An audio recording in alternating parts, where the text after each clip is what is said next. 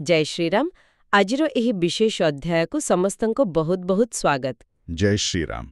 आजी आमे गोस्वामी तुलसीदासंकर एमती कहिबाकू गले तांकर अमर कृति श्रीरामचरित मानसरु किछि गभीर कथा आलोचना करिबा। हाँ, विशेष करी राम नाम महिमा और भगति उपरे एकदम तबे चेष्टा रहिब ए पदगुडी करे जो मूल कथा अछि, जो गभीर तत्व अछि ताकू टिके भल भाबे बुझिबाकू। आउ आमर श्रोतामानंक अनुरोध ए आलोचनाटा पूरा शुणंतु शेष पर्यंत रहिले जाई एहार गभीरता एहार आनंद ठीक रे अनुभव करिहेब निश्चय। आउ हाँ, जदि एमती आध्यात्मिक विचार आपणंकु भल लागुछि तबे आम चैनल को सब्सक्राइब करिबाकू भूलिबेनी। आमर ए प्रयास को टिके उत्साह मिलिब। हाँ, सेटा जरूरी। तेबे आजी आमे मूलतः देखिबा श्री रामचरित मानसर बालकांड और सेथिरे दोहा संख्या 27 माने 27। हाँ, 27 आउ ता परर किछि चौपाई उपरे आमे टिके बेसी ध्यान देबा। चलंतु आरंभ करिबा। मु प्रथमे दोहाटी पढ़ी देउछि। राम नाम नरकेश्वरी कनक कसिपु कलिकाल जापक जन प्रहलाद जिमि पाली ही दली सुरसाल 127। वाह, बहुत शक्तिशाली दोहा। देखंतु एटी तुलसीदास महाराज कौन कहउचंती। से कहउचंती ए जो कलिजुग चालीछि ए जोरे राम नाम ही माने भगवान रामंक नाम ही साक्षात नृसिंह भगवान नरकेश्वरी। ओहो, नरसिंह भगवानंक सहित तुलना एटा बड़ गभीर कथा, कारण नृसिंह अवतार तो गोटे विशेष कारण थिला। हाँ हाँ, सेठी तो अच्छी मजा। द्वितीय धाड़ी रे से कहउचंती ए कलिजुगटा ही होउची हिरण्यकशिपु माने कनककशिपु। अच्छा, कलिजुग ही हिरण्यकशिपु। एकदम जेमती हिरण्यकशिपु केमिति थिला, अहंकारी अत्याचारी भगवान को मानु नथिला, सेमती ही कलिजुगरे पाप अधर्म क्लेश भगवत विमुखता एसबु भर्ती माने गोटे भयंकर समय आउ कण। किंतु आशा कोठी? आशा हेउची सेठी जो माने राम नाम जप करुछंती जापक जन। हाँ, से माने कहा परी ना भक्त प्रहलादंक परी प्रहलाद जिमि। अच्छा, देखंतु प्रहलाद असुर घरे जन्म हेले भी केमती परम भक्त थिले, सेमती कलिजुगरे एते खराब भितरे भी जो भक्त अच्छी से तार साधना करुछि। ठीक। तेणु फल कौन हब? जेमती नृसिंह भगवान आसी हिरण्यकशिपु को मारी प्रहलादंकु बंचेले, सेमती ए कलिजुगरे राम नाम ही ए कलिजुग रूपक हिरण्यकशिपु को दलिदब माने नष्ट करदब तार खराब प्रभाव। आउ निजर भक्त मानंकु जो माने नाम जपुछंदी सेमानंकु प्रहलादंक परि रक्षा करिवो पालिबो। आउ एमिति की शेषरे कहिले दली सुरसाल माने देवता मानंक मनरे जो दुख अछि जो कंटा अछि ताकु भी ए राम नाम उपाड़ी दबो। बा कलिजुगर भय भी देखेइले आउ राम नामरु केमती आश्वासना मिलिबा से कथा भी कहिले बहुत सुंदर। एहा परे कोन कहउचंती तुलसीदास आसंतु सुनिबा परचोपाई। भायांग कुभायांग अनखा आलसहु नाम जपत मंगल दिसी दसहु। एटा देखंतु राम नाम केते समर्थ आउ समस्तंग पई से कथा कहउचंती। माने आपण जिमती भी ना नियंतु जो मनरे भी नियंतु फल किंतु भल ही हबो मंगल ही हबो जे कोनोसी मनोभावरे। हाँ, देखंतु कौन कहले भाय माने भल पाई कि प्रेमरे श्रद्धारे, कुभाय माने उल्टा भावरे बैर भावरे हुए तो शत्रु भावी कि भयरे कि घृणारे भी जदि ना नेला। अच्छा। हाँ, अनख माने रागी कि विरक्त ही कि आउ आलस हूँ माने आलस्यरे एमती किछि मन नाही हेले अभ्यासरे पड़े जाइछि सेमती नहीं गला। जेमती भी हो पछे नाम जपिले 10 दिगरे माने सबुआडे केवल मंगल ही हबो। एइटा तो बड़ आश्चर्य कथा। आमे साधारणतः भाबु जे पूरा भक्ति नथिले श्रद्धा नथिले मन नथिले जप कले कौन फल मिलिबो। एठी किंतु कहउचंती जेमती नेले भी मंगल। इमती केमिति माने आम भावनाटा गुरुत्वपूर्ण नुहे कि? ना ना, सेमिति नुहे जे भावना गुरुत्वपूर्ण नुहे। प्रेमरे जपिबा पर तो सबुठु भल, सेथरे तो किछि प्रश्न नाही। किंतु ए जो धाड़ीटा अछि ना एटा भगवानंक नामर निजस्व गोटे शक्ति अछि बोली देखाउछि। गोटे अलगा शक्ति अचिंत्य शक्ति। जेमती कि निया को जानी कि छुआ कि न जानी कि छुआ पड़िबो तो निश्चय। ठीक सेमती राम नामर प्रभाव भी अछि। एटा कौन देखाउछि नामटा केते सहज केते सुलभ समस्ते नहीं पारिबे। एमती नुहे जे बहुत योग्यता दरकार तांका कृपा पाइबाकू। अच्छा। तापर देखंतु तुलसीदास निज कथा कहउचंती जे सेई परम मंगलमय ରାମ ନାମକୁ ମନେ ପକେ ଆଉ ଶ୍ରୀ ରଘୁନାଥଙ୍କୁ ମୁଣ୍ଡିଆ ମାରି ମୁଁ ଏଇ ରାମଙ୍କ ଗୁଣଗାଥା ମାନେ ରାମଚରିତ୍ର ମାନସ ଲେଖୁଛି।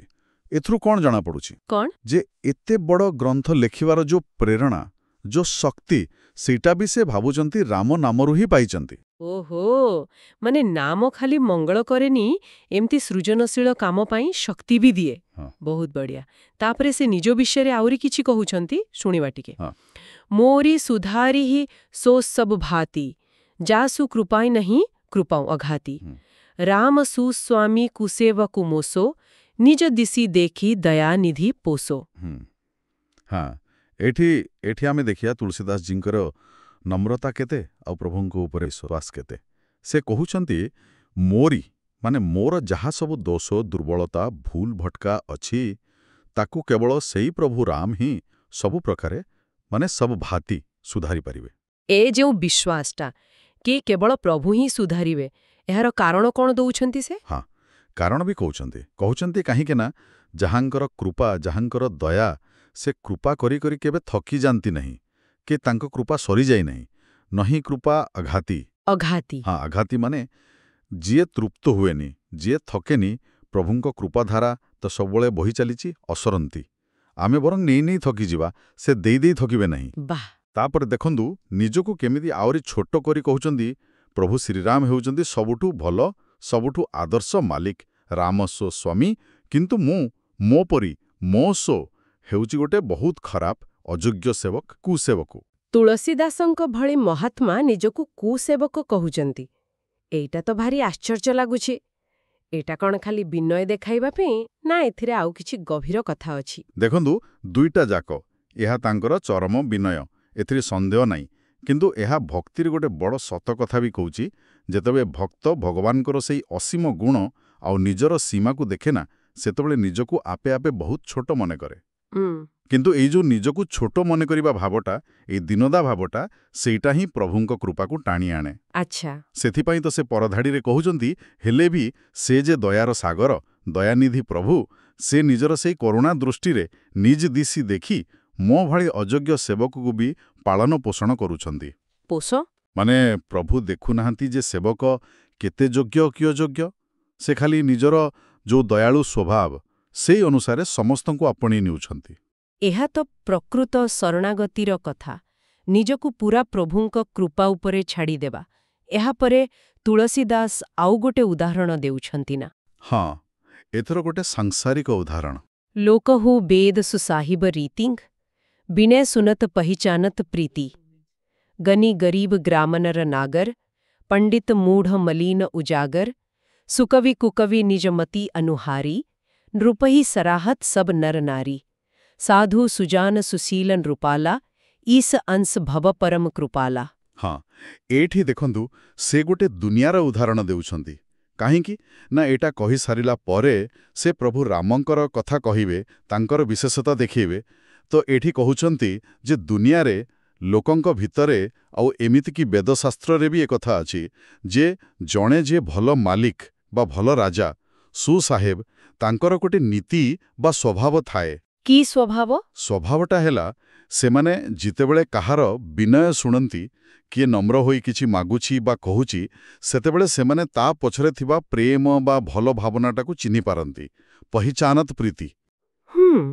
ଆଉ ସେମିତି ରାଜାଙ୍କ ପାଖକୁ କେମିତିକା ଲୋକ ସବୁ ଆସନ୍ତି, ସବୁ ପ୍ରକାରର, ଧନୀ ଲୋକ, ଗାଣୀ, ଗରିବ ଲୋକ, ଗାଣୀ, ଗାଁର ଲୋକ, ଗ୍ରାମୀରର, ସହର ଲୋକ, ନାଗର। ଆଚ୍ଛା। ଆହୁରି ବି ପଣ୍ଡିତ ଲୋକ, ମୂର୍ଖ ଲୋକ, ମୂଢ଼, ପାପୀ ଲୋକ, ମଲିନ, ପୁଣ୍ୟ କରିଥିବା ଭଲ ଲୋକ, ଉଜାଗର, ସମସ୍ତେ ଆସନ୍ତି। ହଁ। ସେମିତି ଭଲ କବି ବି ଆସନ୍ତି ଆଉ ଖରାପ କବି ବି ଆସନ୍ତି। ସବୁ ପ୍ରକାରର ଲୋକ, ପୁରୁଷ, ସ୍ତ୍ରୀ, ସମସ୍ତେ ନିଜ ନିଜ ବୁଦ୍ଧି ଅନୁସାରେ, ନିଜ ମତି ଅନୁସାରେ ସେ ରାଜାଙ୍କର ପ୍ରଶଂସା କରନ୍ତି। ସରହତ। କିନ୍ତୁ କେଉଁ ରାଜାଙ୍କର ଏମିତି ପ୍ରଶଂସା ହୁଏ? ସେ କହୁଛନ୍ତି ଯେଉଁ ରାଜା ସାଧୁ ପ୍ରକୃତିର, ଜ୍ଞାନୀ, ବିବେକୀ ମାନେ ସୁଜାନ ଆଉ ଭଲ ଚରିତ୍ରବାନ, ସୁଶୀଳ, ସେହିଭଳି ରାଜା ହିଁ ପ୍ରକୃତରେ ଈଶ୍ୱରଙ୍କର ଅଂଶ ପରି, ଈଶ ଅଂଶ, ଆଉ ସେ ସଂସାର ପାଇଁ ପରମ କୃପାଳୁ।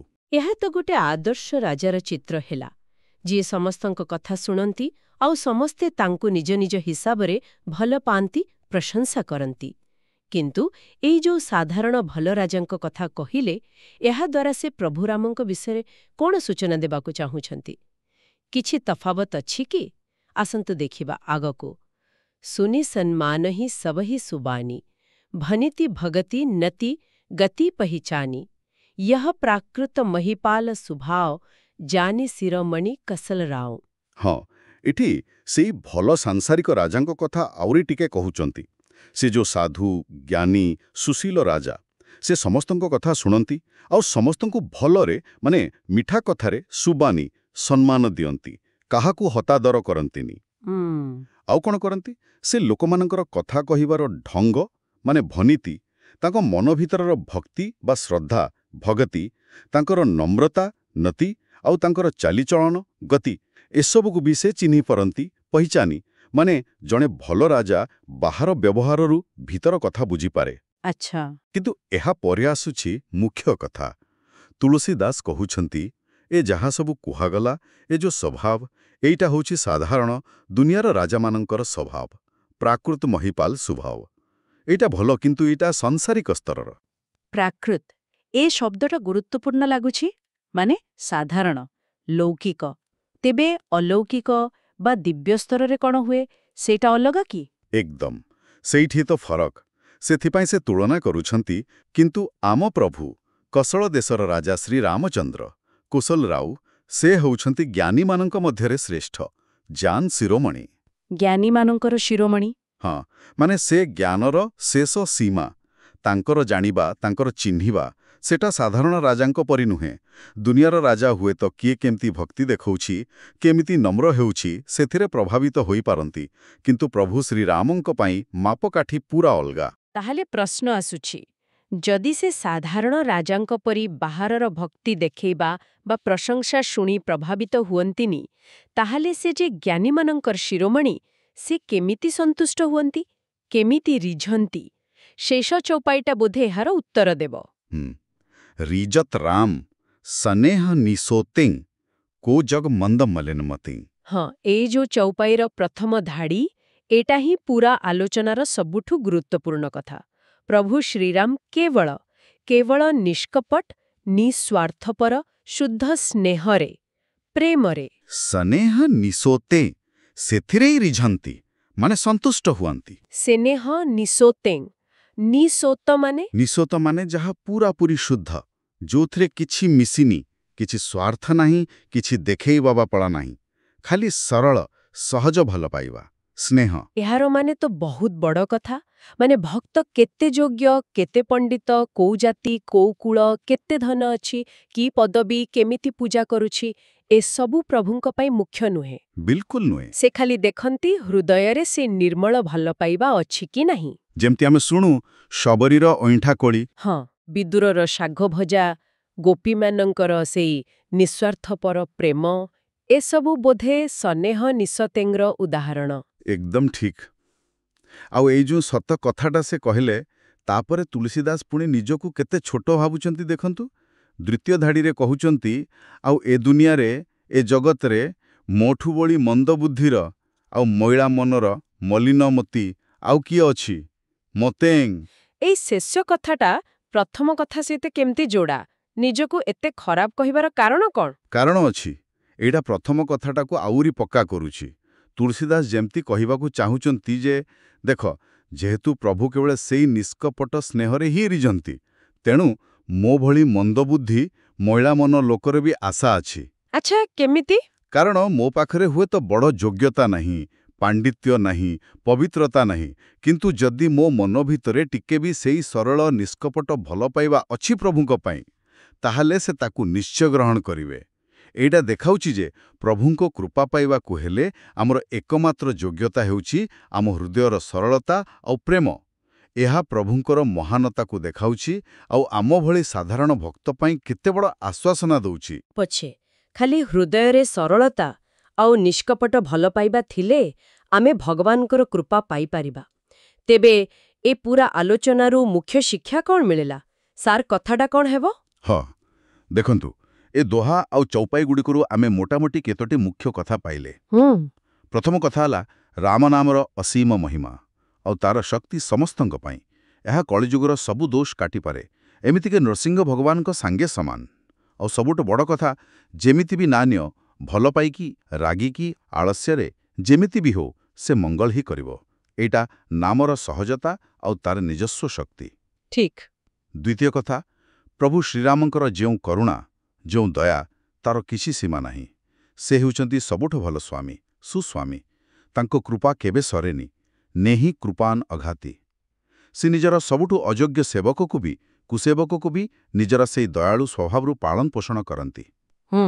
ତୃତୀୟରେ, ଦୁନିଆର ଭଲପଣ ଆଉ ଭଗବାନଙ୍କୁ ଗ୍ରହଣ କରିବା ଭିତରେ ଫରକ ଅଛି। ଜଣେ ଭଲ ସାଂସାରିକ ରାଜା ହୁଏତ ଲୋକର ବାହାର ବ୍ୟବହାର, ନମ୍ରତା, ଭକ୍ତି ଦେଖି ତାକୁ ସମ୍ମାନ ଦେଇପାରେ, କିନ୍ତୁ ଜ୍ଞାନୀମାନଙ୍କର ଶିରୋମଣି ପ୍ରଭୁ ରାମ, ସେ ଏଇ ପ୍ରାକୃତ ବା ଦୁନିଆର ମାପକାଠିରୁ ବହୁତ ଉପରେ। ସେ କେବଳ ହୃଦୟର ସେଇ ଗଭୀର, ନିର୍ମଳ, ନିଷ୍କପଟ ସ୍ନେହ, ସନେହ, ନିସୁତଂ, ସେଇଠିରେ ହିଁ ଖୁସି ହୁଅନ୍ତି। ଆଚ୍ଛା। ଆଉ ଶେଷରେ ଚତୁର୍ଥ କଥା, ଯାହା ମୋତେ ଲାଗୁଛି ସବୁଠୁ ଗୁରୁତ୍ୱପୂର୍ଣ୍ଣ, ଭକ୍ତି ରାସ୍ତାରେ ବାହାରର ଯୋଗ୍ୟତାଠୁ ବେଶୀ ଜରୁରୀ ହେଉଛି ଭିତରର ସରଳତା ଆଉ ପ୍ରେମ। କେତେ ପଣ୍ଡିତ, କେତେ ଧନୀ, କୋଉ କୂଳର, କେମିତି ପୂଜା କରୁଛ, ସେସବୁ ନୁହେଁ। ହୃଦୟ କେତେ ନିର୍ମଳ, କେତେ ଦୀନତା ଅଛି ଆଉ କେତେ ନିଷ୍କପଟ ଭକ୍ତି ଅଛି, ସେଇଟା ହିଁ ପ୍ରଭୁଙ୍କ ପାଖରେ ପହଞ୍ଚିବାର ପ୍ରକୃତ ରାସ୍ତା। ବହୁତ ବହୁତ ସ୍ପଷ୍ଟ ଆଉ ମନକୁ ଛଇଲା ଭଳି ସାରାଂଶ। ଆଶା କରୁଛି ଆଜି ଆମେ ଯାହା ଆଲୋଚନା କଲେ, ସେଥିରୁ ଆମର ସବୁ ଶ୍ରୋତାବନ୍ଧୁ ରାମ ନାମର ମହିମା ଆଉ ପ୍ରଭୁଙ୍କର ସେହି କରୁଣାମୟ ସ୍ୱଭାବକୁ ଗୋଟେ ନୂଆ ଦୃଷ୍ଟିରେ ବୁଝିପାରିଥିବେ।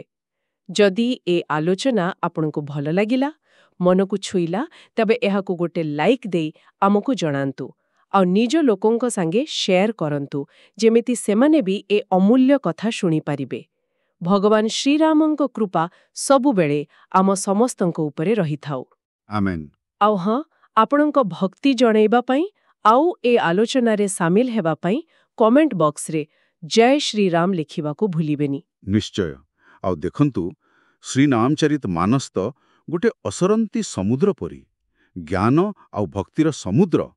ଯେତେ ବୁଡ଼ିବେ ସେତେ ନୂଆ ନୂଆ ମୋତି, ମାଣିକ୍ୟ ମିଳିବ। ଠିକ୍ କହିଲେ। ତେଣୁ ଆମର ଏଇ ଯାତ୍ରା ଏଇଠି ସରିନି, ଆଗକୁ ବି ଚାଲୁ ରହିବ। ଆଗାମୀ ଦିନରେ ଆମେ ଏହି ମହାନ ଗ୍ରନ୍ଥର ଆଉ କିଛି ଅଂଶକୁ ନେଇ ଆହୁରି ଗଭୀରକୁ ଯିବାକୁ ଚେଷ୍ଟା କରିବା। ସେ ପର୍ଯ୍ୟନ୍ତ ଆମ ସହିତ ଏମିତି ଯୋଡ଼ି ହୋଇ ରହିଥାନ୍ତୁ। ଆଜିର ଆଲୋଚନା ଶେଷରେ ଗୋଟେ କଥା ମନକୁ ଆସୁଛି, ଆମେ ସମସ୍ତେ ଭାବିବା ପାଇଁ। ତୁଳସୀଦାସ ଯୋଉ ସ୍ନେହ ନିଃସ୍ୱତିଂ କଥା କହିଲେ, ସେଇ ନିଷ୍କପଟ ନିର୍ମଳ ସ୍ନେହ ଆମେ ଆମର ପ୍ରତିଦିନର ଜୀବନରେ, ଆମ କାମରେ, ଆମ ସମ୍ପର୍କରେ ସେଇ ଭାବନାକୁ କେମିତି ଚିହ୍ନିବା ଆଉ କେମିତି ବଢ଼େଇବା, ଏଇଟା ଗୋଟେ ବଡ଼ ପ୍ରଶ୍ନ। ଚିନ୍ତା କରିବାର କଥା। ଜୟ ଶ୍ରୀରାମ। ଜୟ ଶ୍ରୀରାମ। ଆପଣ ଶୁଣୁଛନ୍ତି ରେଡିଓ ତୋଷାଳୀ, ଆମ ମାଟିର ସ୍ୱର।